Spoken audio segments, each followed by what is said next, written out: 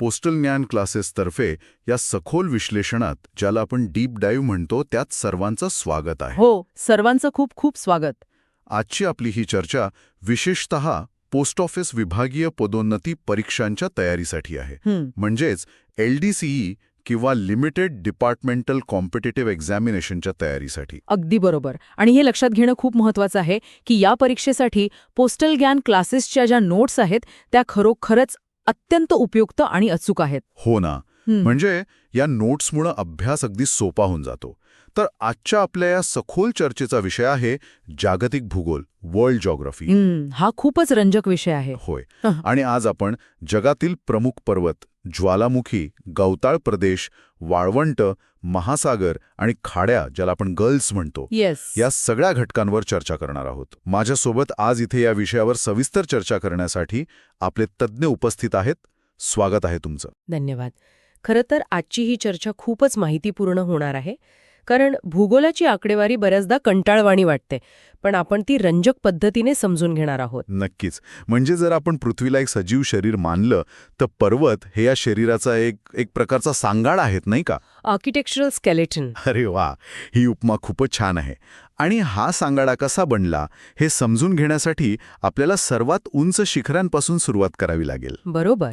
आणि पोस्टल ज्ञान क्लासेसच्या नोट्समध्ये या पर्वतांची त्यांच्या उंचीनुसार आणि खंडानुसार अतिशय अचूक यादी दिली आहे. आपण आशिया खंडापासून सुरुवात करूया.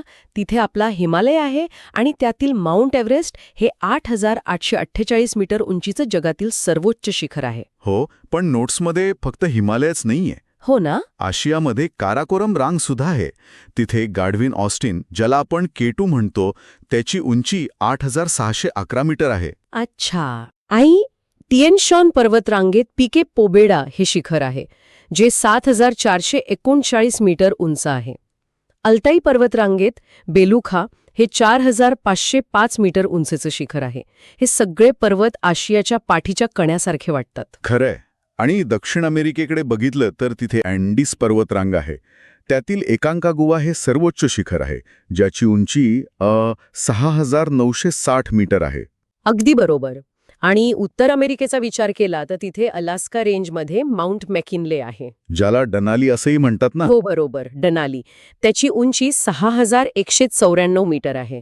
तिथेच रॉकी पर्वतरांग आहे, जिथे माउंट अल्बर्ट 4,400 मीटर उंच आहे. आणि कॅस्केड रेंज पण तिथेच आहे. हो, कॅस्केड रेंजमध्ये माउंट रेनियर 4,392 मीटर उंच आहे. युरोपमध्ये गेलो तर कॉकेशस रेंजमध्ये माउंट एल्बर्श 5,642 मीटर उंच आहे. आल्प्समध्ये माउंट ब्लॅक 4,807 मीटर आहे आणि ॲपेनाईन रेंजमध्ये कोर्नो ग्रांडे 2,912 मीटर उंच आहे. बापरे, किती ती नावं! पण नोट्समध्ये ती इतकी व्यवस्थित दिली आहेत की लक्षात ठेवणं सोपं जातं. हो, आफ्रिकेतील ॲटलस पर्वतरांगेत माउंट टुपकल 4,165 मीटर उंच आहे.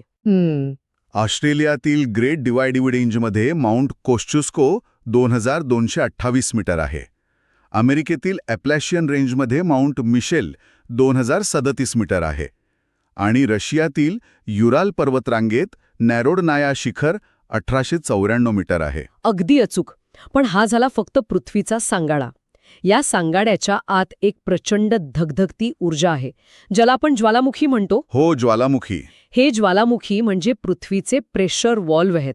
आणि पोस्टल ज्ञान क्लासेसच्या नोट्समध्ये यांची उंची आणि स्वरूपातील विविधता फार उत्तम प्रकारे दिली आहे. हो, जसं की चिली आणि अर्जेंटिनाच्या सीमेवर ओजस डेल सालाडो हा ज्वालामुखी आहे, ज्याची उंची 6,885 मीटर आहे. आणि तुम्हाला माहितीये का, ओजस डेल सालाडो हा जगातील सर्वात उंच सक्रिय म्हणजे ॲक्टिव्ह ज्वालामुखी आहे. हा परीक्षेत विचारला जाणारा खूप महत्त्वाचा प्रश्न ठरू शकतो. नक्कीच. तिथेच पारिनाकोटा पण आहे, जो 6,348 मीटर उंच आहे. इक्वेटॉरमध्ये चिम्बोराजो 6,268 मीटर आणि कोटोपॅक्सी 5,897 मीटर उंच आहेत. मेक्सिकोचा पोपोकेटेपेटल 5,452 मीटर आहे. अमेरिकेतील रेनियर हा सुद्धा 4,392 मीटर उंचीचा ज्वालामुखीच आहे. आणि हवाई बेटांवर मोनालोआ हा 4,170 मीटर उंचीचा ज्वालामुखी आहे. जपानचा तो प्रसिद्ध माउंट फुजी तो सुद्धा 3776 मीटर उंचीचा ज्वालामुखीचा आहे ना? होय, आणि रशियाचा कोरायाक्स्काया 4356 मीटर उंच आहे. इटलीचा विचार केला तर तिथे माउंट एटना हा 3329 मीटर, विसुवियस 1280 मीटर उंच आहे. इटलीमधील अजून एका ज्वालामुखीची नोंद नोट्समध्ये खूपच रंजक आहे, स्ट्रॉम्बोली. स्ट्रॉम्बोली. तो 926 मीटर उंच आहे आणि त्याला भूमध्य सागराचा प्रकाशस्तंभ, lighthouse of the Mediterranean असं म्हटलं जातं. हे का बरं? यामागचं कारण असं की तो सतत सक्रिय असतो. त्यातून बाहेर पडणाऱ्या लाभारसाच्या प्रकाशामुळे जुन्या काळात जाणाऱ्या जहाजांना दिशा मिळायची. एका दीपगृहासारखं ते काम करायचं. अरे वा, खूपच भारी. आणि इंडोनेशियातील मेरापी 2910 मीटर आणि तंबोरा 2850 मीटर उंच आहेत. अमेरिकेतील हवाई बेटांवर खिलायू हा 1222 मीटर उंचीचा ज्वालामुखी आहे, जो जगातला सर्वात सक्रिय ज्वालामुखी आहे. आणि आपल्या भारताच्या संदर्भात बोलायचं झालं तर अंदमान निकोबारमधील बॅरन द्वीप, जो 354 मीटर उंच आहे, तो पण एक सक्रिय ज्वालामुखी आहे. फिलिपिन्समधील टाल हा 311 मीटरचा ज्वालामुखी आहे. अगदी बरोबर. आता या पर्वतांवरून आणि ज्वालामुखींवरून आपण अशा सपाट प्रदेशांकडे वळूया, जे पूर्णपणे हवामान आणि पावसावर अवलंबून आहेत. म्हणजेच हिरवेगार गवताळ प्रदेश आणि कोरडी वाळवंट. हो, गवताळ प्रदेशांचे म्हणजे ग्रासलँड्सचे नोट्समध्ये 2 मुख्य भाग केले आहेत. उष्णकटिबंधीय म्हणजेच ट्रॉपिकल आणि समशीतोष्ण म्हणजेच टेम्परेट. हो, उष्णकटिबंधीय प्रदेशांमध्ये सिल्वास, जो ॲमेझॉन बेसिन ब्राझीलमध्ये आहे, कंपोज दक्षिण अमेरिका किंवा अर्जेंटिनामध्ये आहे, व्हेनेझुएलामधील लॅनोज, आफ्रिकेतील सवाना आणि पार्कलँड आणि ब्राझीलमधील काटिंगा यांचा समावेश होतो. आणि समशीतोष्ण गवताळ प्रदेशांमध्ये युरेशियाचा स्टेपी, उत्तर अमेरिकेतील प्रेहरी, दक्षिण आफ्रिकेतील वेल्ड, न्यूझीलंडमधील कॅन्टरबरी, अर्जेंटिना व उरुग्वेमधील पॅम्पस, हंगेरीमधील पुस्ताज, रशियातील मंचुरियन आणि ऑस्ट्रेलियातील डाऊन्स हे येतात. आता या हिरवळीतून आपण एकदम कोरड्या वाळवंटांकडे वळूया. पण इथे मला एक प्रश्न पडलाय. कोणता? सहसा वाळवंट म्हणलं की आपल्या डोळ्यांसमोर गरम वाळू आणि कडक ऊन येतं. पण पोस्टरडॅन क्लासेसच्या नोट्समध्ये अंटार्क्टिका हे सर्वात मोठं वाळवंट दिलंय. हे कसं काय? हा प्रश्न बऱ्याच परीक्षार्थींना पडतो. वाळवंट म्हणजे फक्त गरम वाळू नाही. भूगोलाच्या भाषेत जिथे पावसाचं किंवा बर्फाचं प्रमाण अत्यंत कमी असतं, म्हणजे लो प्रेसिपिटेशन, त्याला वाळवंट म्हणतात. अंटार्क्टिकामध्ये हवामान खूप कोरडं असतं, त्यामुळे ते जगातील सर्वात मोठं शीत वाळवंट आहे. अच्छा, म्हणजे कोल्ड डेझर्ट. आणि त्याचं क्षेत्रफळ तब्बल 1,40,00,000 चौरस किलोमीटर आहे. हो, आणि त्या खालोखाल आर्क्टिक हे 1,39,85,000 चौरस किलोमीटर क्षेत्रफळासह दुसरं मोठं शीत वाळवंट आहे. आणि उष्ण वाळवंटांमध्ये म्हणजे हॉट डेझर्ट्समध्ये आफ्रिकेतील सहारा हे सर्वात मोठं आहे. त्याचं क्षेत्रफळ 90,65,000 चौरस किलोमीटर आहे. नोट्समध्ये इतरही अनेक वाळवंटांची माहिती दिली आहे. अरेबियन वाळवंट आहे, Gobi, Kalahari, Patagonian, Great Victoria, Chihuahuan, Syrian आणि Great Sandy, Karakum, Taklamakan, Sonoran, Kyzylkum, Thar, Gibson आणि सिम्सन यांचाही समावेश आहे. हो, आणि इथे एक छोटी पण महत्वाची नोंद आहे. कोलोराडो वाळवंट हे सोनोरन वाळवंटाचाच एक भाग आहे. हे परीक्षेत विचारलं जाऊ शकतं. नक्कीच.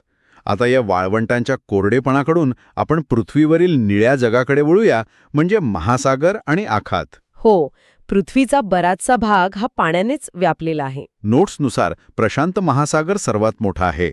त्याचं क्षेत्रफळ 16,52,46,200 चौरस किलोमीटर आहे. बापरे. हो ना, तो पृथ्वीचा जवळपास 80% भाग व्यापतो आणि त्यातच ग्रेट बॅरियर रीफ सुद्धा आहे. आणि त्या खालोखाल अटलांटिक महासागर आहे. त्याचं क्षेत्रफळ 8,24,41,500 चौरस किलोमीटर आहे. नोट्समध्ये याला डार्क ओशन म्हटलंय आणि त्याचा आकार एस सारखा आहे. आणि त्यानंतर आपला हिंद महासागर येतो आणि अंटार्क्टिकाला वेढणारा दक्षिणी महासागर सुद्धा आहे. नोट्समध्ये एक स्कोअरर फॅक्ट दिलाय की वर्ष 2000 मध्ये आंतरराष्ट्रीय हायड्रोग्राफिक ऑर्गनायझेशनने याला अधिकृत मान्यता दिली. आणि सर्वात लहान महासागर म्हणजे आर्क्टिक महासागर. पण समुद्राच्या पाण्याबद्दल बोलताना एक अत्यंत महत्त्वाचा मुद्दा येतो, तो म्हणजे क्षारता, सॅलिनिटी. याबद्दल तुम्ही काय सांगाल? क्षारतेचा मुख्य स्रोत हा खंडीय खडक आहेत. यातील मुख्य घटक सोडियम क्लोराईड असतो, जो तब्बल 77.8% असतो. अच्छा. एक खूप रंजक गोष्ट सांगते. कर्क आणि मकर रेषेवर क्षारता सर्वात जास्त असते, पण विषुववृत्त आणि धुवांजवळ ती कमी असते. हो, कारण विषुववृत्तावर पाऊस जास्त पडतो, त्यामुळे गोड पाणी मिसळलं जातं. बरोबर ना? अगदी बरोबर. आणि अंटार्क्टिकाचा जो डॉन ज्युआन तलाव आहे, त्याची क्षारता 442/1000 आहे, जो जगातील सर्वाधिक क्षारता असलेला तलाव आहे. महासागरांमध्ये सर्वाधिक क्षारता अटलांटिक महासागरात आढळते. आणि याच अटलांटिक महासागरात सर्वात मोठे खंडीय मग्नतट म्हणजेच कॉन्टिनेंटल शेल्फ आहेत ना? हो, पण जर सर्वात रुंद मग्नतट विचारला तर तो आर्क्टिकमधील सायबेरियन मग्नतट आहे. तो तब्बल 1500 किलोमीटर रुंद आहे. आणि भारताच्या पश्चिम किनारपट्टीवरील मग्नतट पूर्वेपेक्षा अधिक रुंद आहे. प्रशांत महासागरात सर्वाधिक खोल सागरी मैदाने आहेत. हो, आणि समुद्राचा जो भाग जमिनीत शिरलेला असतो त्याला आपण आखात किंवा खाडी म्हणतो, म्हणजे गल्फ्स. बरोबर. यातील सर्वात मोठी खाडी ही बंगालची खाडी आहे. तिचं क्षेत्रफळ 21,73,000 चौरस किलोमीटर आहे. आणि मेक्सिकोची खाडी, हडसनची खाडी, अरब किंवा पारसची खाडी, सेंट लॉरेन्सची खाडी, ओमानची खाडी, कॅलिफोर्नियाची खाडी, इंग्लिश चॅनल आणि मन्नारची खाडी यांची सुद्धा सविस्तर माहिती आणि क्षेत्रफळ पोस्टल ज्ञान क्लासेसच्या नोट्समध्ये दिली आहे. या सगळ्या तथ्यांची उजळणी करणं खूप महत्त्वाचं आहे. त्यासाठी आपण ऐकणाऱ्या विद्यार्थी मित्रांसाठी एक छोटी पोस्टल ज्ञान क्विज घेऊया का? नक्कीच, उजळणीसाठी हा उत्तम मार्ग आहे. ओजस डेल सालाडो. अगदी बरोबर. आता दुसरा प्रश्न मी विचारते. भूमध्य सागराचा प्रकाशस्तंभ कोणाला म्हणतात? याचं उत्तर आहे स्ट्रॉम्बोली. क्या बात है. अशा प्रकारची फॅक्च्युअल माहिती लक्षात ठेवण्यासाठी वारंवार उजळणी करणं खूप महत्त्वाचं असतं. हो, आणि यासाठी पोस्टल ज्ञान क्लासेसच्या नोट्स खूपच फायदेशीर ठरतात. आजच्या या सखोल चर्चेच्या शेवटी तुमच्याकडे असा कोणता अंतिम विचार आहे जो परीक्षार्थींना विचार करायला लावेल? खरं तर आपण आज भूगोलाची एवढी सगळी आकडेवारी पाहिली, पण विचार करा, लाखो वर्षांच्या भूगर्भीय हालचालींमधून हे महाकाय पर्वत आणि खोल महासागर तयार झाले आहेत. आणि हे चक्र आजही सुरूच आहे. मग भविष्यात पृथ्वीचा नकाशा कसा असेल? बापरे, हा विचार खरंच अवाक करणारा आहे. आपण जो भूगोल आज वाचतोय तो कदाचित काही लाख वर्षानंतर पूर्णपणे बदललेला असेल. अगदी नक्कीच. तर मित्रांनो, पोस्टल ज्ञान क्लासेसच्या या नोट्स LDCE परीक्षेसाठी किती महत्त्वपूर्ण आणि स्कोरिंग आहेत हे आज आपण पाहिलं. या नोट्सचा नक्की फायदा घ्या. हो, आणि सर्वांना परीक्षेसाठी खूप खूप शुभेच्छा. पोस्टल ज्ञान क्लासेसशी जोडले गेल्याबद्दल धन्यवाद. Thanks for connecting with postal ज्ञान क्लासेस. पोस्टल ज्ञान क्लासेसचे लेक्चर पाहिल्याबद्दल मनपूर्वक आभार. पुन्हा भेटूया पुढच्या विश्लेषणात.